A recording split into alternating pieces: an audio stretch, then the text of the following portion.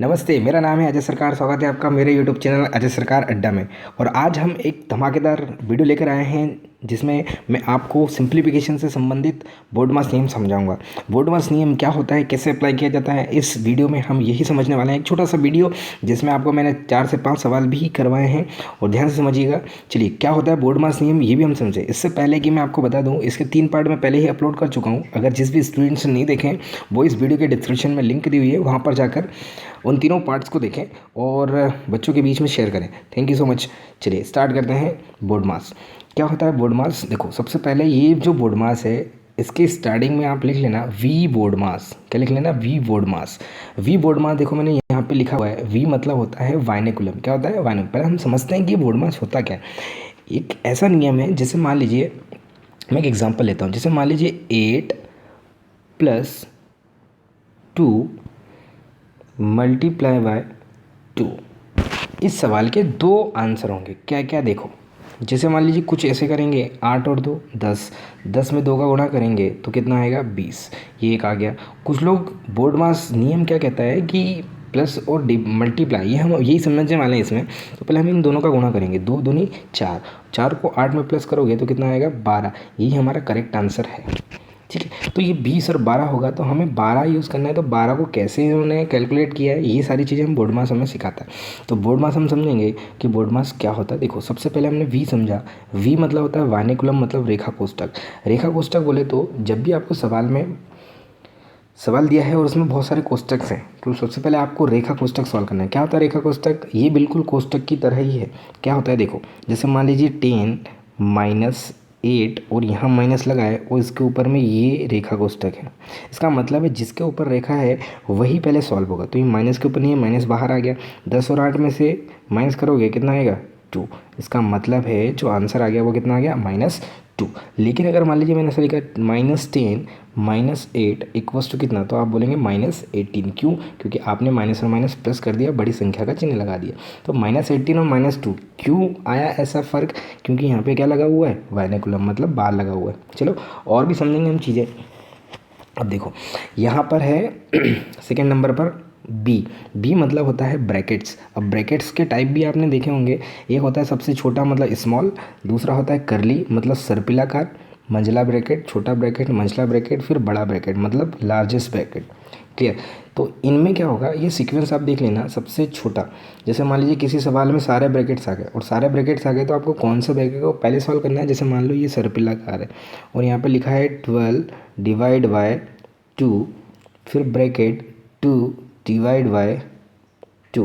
तो सबसे पहले आपको सर्पिलाकार नहीं सॉल्व करना है, पहले क्या सॉल्व करना है? स्मॉल, मतलब ये स्मॉल सॉल्व करना है और उसके बाद हम कैलकुलेट करेंगे। चीज़ें आगे समझने वाले हैं। और चलिए आगे बढ़ते हैं। आगे हमारे पास है ओ मतलब क्या है? ऑफ। ऑफ मतलब क्या होता है? का। जहाँ पर का दिया होगा उसका मतलब होगा गुणा। जैसे मान लीजिए 25 का 1/5।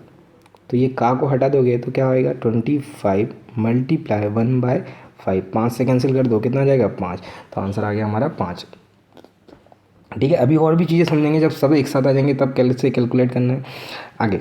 अब यहाँ पे दिया हुआ है डी। डी मतलब क्या होता है? डिवीज़न। डिवीज़न मतलब होगा डिवाइड। तो हमें डिवाइड करना है। अगर मान लीजिए ऐसा लिखा हुआ है 625 का 125 डिवाइड बाय 5। तो पहले आपको डिवाइड नहीं करना है, पहले आपको का सॉल्व करना है। तो का को हटाओगे तो गुणा आ जाएगा। अब गुणा आ जाएगा तो देखो, गुणा और डिवाइड दोनों है। तो अभी हम पढ़ने वाले हैं, इसके बाद गुणा आ रहा है। क्या आ रहा है? मल्टीप्लिकेशन। तो मल्टीप्लिकेशन के पहले क्या आया? डिवीज़न। तो आप डिवीज़न पहले सॉल्व करो। तो आप मुझे बताओ, यहाँ मल्टीप्लिकेशन और डिवीज़न आ गया, तो डिवीज़न पहले सॉल्व करोगे या मल्टीप्लिकेशन? तो यहाँ पे डिवीज़न पहले सॉल्व नहीं होगा, पहले मल्टीप्लिकेशन ही सॉल्व है। क्यों? क्योंकि ये का रूप था, इसे हमने मल्टीप्लिकेशन में कन्वर्ट किया है। ठीक है, तो ऐसा नहीं समझना है, हमने का को ही करना। अगर मान लीजिए डायरेक्ट ऐसा होता कि का नहीं दिया होता और यहाँ पे मल्टीप्लिकेशन ही दिया होता, तो हम यहाँ पर सबसे पहले डिवाइड करते और फिर हम क्या करते? मल्टीप्लिकेशन। ये डिवाइड करते फिर क्या करते? मल्टीप्लिकेशन। क्लियर? तो हमें ध्यान रखना है। अब देखो, बहुत सारी चीज़ें आगे क्लियर होगी। सवाल लिए हैं हमने। एम आ गया मल्टीप्लिकेशन। मल्टीप्लिकेशन के बाद ए मतलब क्या होता है? एडिशन। ठीक है, आ रहा है समझ में? ए मतलब हो गया एडिशन। एस मतलब क्या हो गया? सब्सट्रैक्शन। ये एक तरीके का रूल है जिसको हमें फॉलो करके क्वेश्चंस को अटेम्प्ट करना है। ठीक, चलिए आगे बढ़ते हैं। और अब हमारे पास है एक सवाल, एग्जाम्पल हमने लिया है। देखो यहाँ पे ये एग्जाम्पल है। एग्जाम्पल क्या है समझिए ध्यान से। एग्जाम्पल ये है, आपके सामने दिख रहा होगा, 1 डिवाइड बाय बड़ा ब्रैकेट 1 + 1 डिवाइड बाय करली ब्रैकेट 1 + 1 डिवाइड छोटा ब्रैकेट 1 + 1 डिवाइड 2 छोटा ब्रैकेट क्लोज फिर करली ब्रैकेट क्लोज फिर बड़ा ब्रैकेट क्लोज। ये एक सवाल है, इसको हमें सॉल्व करना है। तो देखो सबसे पहले हम क्या करेंगे, इस सब में बहुत सारे ब्रैकेट है, बड़ा है, करली है, छोटा है। तो सबसे पहले हमें ये देखना है वाइनिकुलम तो नहीं है, ब्रैकेट है लेकिन सबसे छोटा ब्रैकेट पहले सॉल्व होगा। तो पहले सबसे छोटा ब्रैकेट को सॉल्व करना है। अब छोटा ब्रैकेट कैसे सॉल्व होगा, इसमें पहले प्लस है और क्या है, डिवाइड है। तो आपको मालूम है कि सबसे पहले प्लस सॉल्व होगा या डिवाइड सॉल्व होगा। तो आपको यहाँ दिख रहा है पहले प्लस सॉल्व होगा कि डिवाइड, प्लस तो यहाँ डिवाइड है तो डिवाइड सॉल्व होगा। तो पहले देखो 1 में 2 से डिवाइड करना है, तो ये 1/2 हो जाएगा। तो पहले इतने ब्रैकेट को देखो, 1 प्लस ये हो जाएगा 1/2, ये इतना हो गया, ये छोटा ब्रैकेट। इसको जब सॉल्व करोगे तो 2 एकम 2 और 1 3, मतलब ये आ जाएगा 3/2। छोटा ब्रैकेट सॉल्व हो चुका है। मतलब मैंने यहाँ पे देखो नीचे वाले स्टेप में केवल 3/2 लिखा है, बाकी किस सभी सारी चीज़ें एज इट इज़ आ चुकी हैं। ठीक, आगे बढ़ते हैं। आगे उसने क्या कहा, 1 डिवाइड बाय 1 + 1, ये एज इट इज़ हो गया, ये यहाँ तक एज इट इज़ हो गया। ठीक है, ये छोटा ब्रैकेट हमने ओपन किया। तो हमेशा ध्यान रखना जब डिवाइड है, जैसे मान लीजिए ये है अपना 25 डिवाइड बाय 5। ठीक है, तो आप इसको ऐसा लिख सकते हैं 25 मल्टीप्लाई बाय 1/5।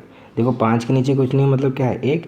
तो डिवाइड को जब हम मल्टीप्लिकेशन में कन्वर्ट करते हैं तो ये जो नंबर होता है इसका अंश हर हो जाता है और हर अंश हो जाता है। मतलब 1 जो है वो ऊपर आ जाएगा और 5 कहाँ जाएगा, नीचे। तो देखो ये कन्वर्ट हो गया 1/5। जैसे मान लीजिए 2/3 डिवाइड बाय 4/9। तो डिवाइड को अगर मल्टीप्लिकेशन में कन्वर्ट करना है तो क्या हो जाएगा, 2/3 मल्टीप्लाई बाय 9/4। ये तो ये हमने कन्वर्ट कर दिया डिवाइड को मल्टीप्लिकेशन में। ठीक है, तो आगे समझते हैं हम इस स्टेप पे थे। तो देखो ये वाली स्टेप पे थे, 1 + 1 एज इट इज़ आ गया। अब ये डिवाइड को हमने मल्टीप्लिकेशन में कन्वर्ट कर लिया और 3/2 को क्या लिख दिया, 2/3। अभी मैंने समझाया। ठीक है, अगली स्टेप में देखते हैं, 1 divide by as it is चीज़ें हैं। अब देखो यहाँ पर है 1 + 1 × 2/3, तो ये तो 2/3 आएगा। देखो यहाँ पे 1 × 2/3। तो इसको जब सॉल्व करेंगे तो 3 एकम 3 और 2 5, तो ये आ जाएगा 5/3। तो ये ब्रैकेट सॉल्व हो गया, 5/3 आ गया। ये हमने लिख दिया 5/3। चीज़ें क्लियर है। अब आगे देखते हैं। आगे है 1 डिवाइड 1 + 1। अब डिवाइड को फिर इंटू में कन्वर्ट किया, ये वाला इंटू में, और ये 5/3 जो होगा वो क्या हो जाएगा, 3/5 हो गया। ठीक, पलट गया, अंश हर हो गया, हर अंश हो गया। ठीक, आगे देखते हैं। आगे हमारे पास है 1 डिवाइड बाय, इनको मल्टीप्लाई करोगे तो 1 + 3/5, तो ये हो गया। तो 5 एकम 5, 5 और 3 8, तो ये हो जाएगा कितना, 8/5। तो ये 8/5 हो गया।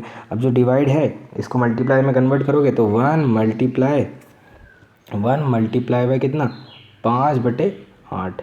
तो हमारा जो आंसर होगा कितना आ जाएगा, 5/8। क्लियर। इस तरीके से हमने क्वेश्चन को सॉल्व किया।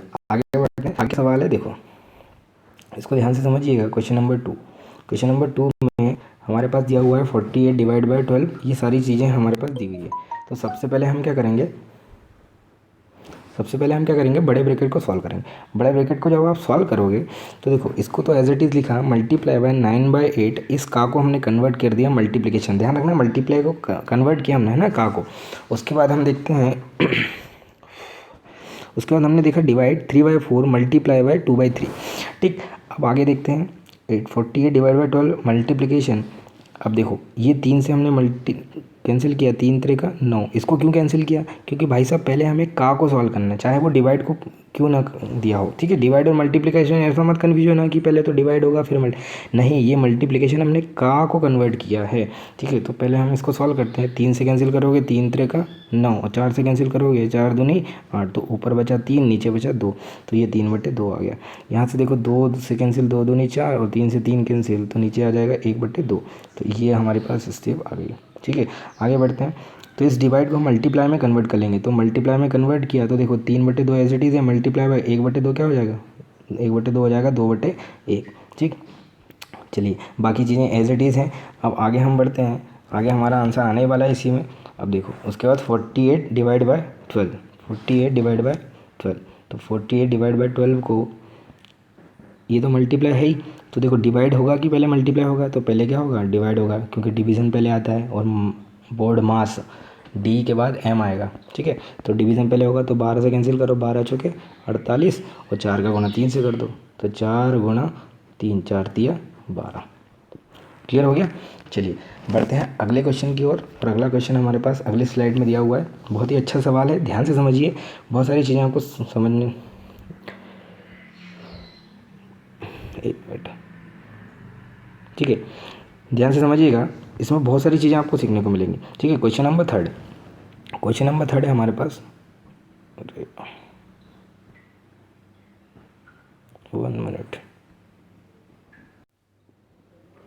ठीक है, ये दिया हुआ है 9 और ये मॉड दिया हुआ है 3 - 5।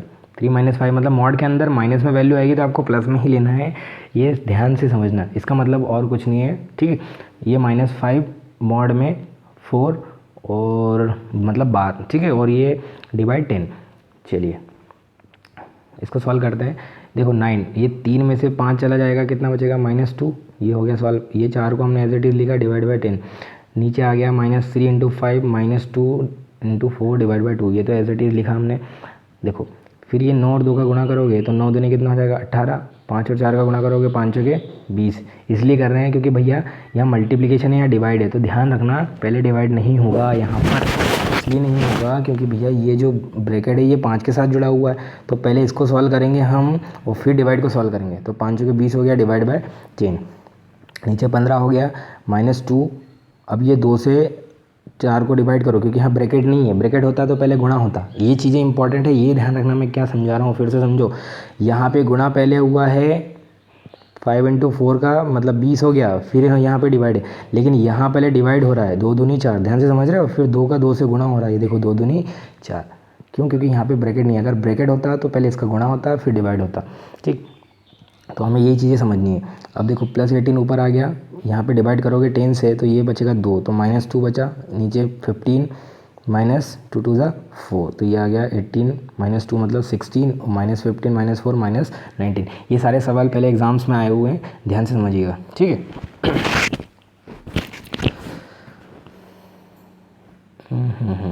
चलिए बढ़ते, चलिए शुरू करते हैं। चौथा सवाल, क्वेश्चन नंबर 4 है हमारे पास। ये देखो, ये ब्रैकेट में दिया हुआ है डिवाइड बाय 6 और यहाँ पे पूरा प्लस में है, फिर डिवाइड बाय 4। तो इस सवाल को हमें करना है, पहले एग्जाम्स में आया हुआ है। तो पहले देखो ब्रैकेट सॉल्व करेंगे तो इन चारों को जोड़ लीजिए, 6 को, 6 चौके 24 डिवाइड बाय 6। नीचे आप देखो पहले इनको जोड़ना नहीं है, यही गलती हम इस सवाल में करते हैं। तो हमें यहाँ पे ब्रैकेट्स नहीं दिया हुआ है, हमें प्लस और डिवाइड दिया है, तो पहले डिवाइड होगा, तो इन दोनों के बीच में डिवाइड है तो इन दोनों के बीच में डिवाइड लगाओ। 4 से 4 में भाग गया, कितना बचा 1, बाकी ये 3 बार 4 आ चुका है, तो अब इन तीनों को जोड़ दिए, 4 × 12 और 1 13, नीचे आ गया 13 और ऊपर 6 से कैंसिल कर दोगे 4 बार में, तो आंसर कितना आ जाएगा 4/13। ठीक है, चलिए बढ़ते हैं अगले सवाल की ओर। क्वेश्चन नंबर 5, क्वेश्चन नंबर 5 ये हमारा लास्ट सवाल है। क्वेश्चन नंबर 5 में हमने देखा पॉइंट में दिया हुआ है 8.7 माइनस ब्रैकेट में 7.6 माइनस करली ब्रैकेट 6.5 ये दिया हुआ है, और ये यहाँ पे बार दिया हुआ है। अब बार वाला इक्वेशन यहाँ पर आ चुका है। ठीक है, तो बार सबसे पहले हमें मालूम है, हम पहले बाइनोकुलम को सॉल्व करते हैं, मतलब वी को। तो पहले देखो सारी चीज़ें एज इट इज़ लिख दी हैं, यहाँ पे हम पहले इसको माइनस करेंगे। तो देखो आपको पता ही है 4.3 और ये 2.0, क्योंकि कुछ भी नहीं है तो इसलिए ये आ जाएगा 3 पॉइंट, ये आ जाएगा कितना 2, तो 2.3 बचेगा, तो हमें यहाँ पे लिखना है 2.3। ठीक है, उसके बाद ये ब्रैकेट को सॉल्व करना है, तो माइनस करेंगे। तो देखो 5.4 माइनस, तो 4 में से ये 3 गया कितना 1, और ये 5 में से 2 गया कितना 3, तो 3.1 आ गया। ठीक, आगे हम बढ़ते हैं, ये चीज़ एज इट इज़ आ गई, इन दोनों को माइनस करना है। तो 5 - 1 मतलब 4 और 6 - 3 मतलब कितना 3, 3.4 आ चुका है। उसके बाद इन दोनों को माइनस करना है, 7.6 - 3.4, तो 6 - 4 मतलब आ गया 2 और 7.3 मतलब 7 में से 3 माइनस किया 4। चलिए ये माइनस हो गया, बड़ा ब्रैकेट भी सॉल्व हो गया, बस लास्ट में ये बचा हुआ है, इसको सॉल्व करते हैं। 7 - 2 मतलब ये आ जाएगा 5 और 8 - 4 मतलब कितना आ जाएगा 4। अल्टीमेटली आंसर कितना 4.5। तो मेरे ख्याल से बोर्ड मास के कुछ चीज़ें आपको समझ में आ गई, कैसे अप्लाई करना है क्वेश्चंस में। और भी कठिन से कठिन सवाल हैं तो उनको हम अगले पार्ट में देखेंगे।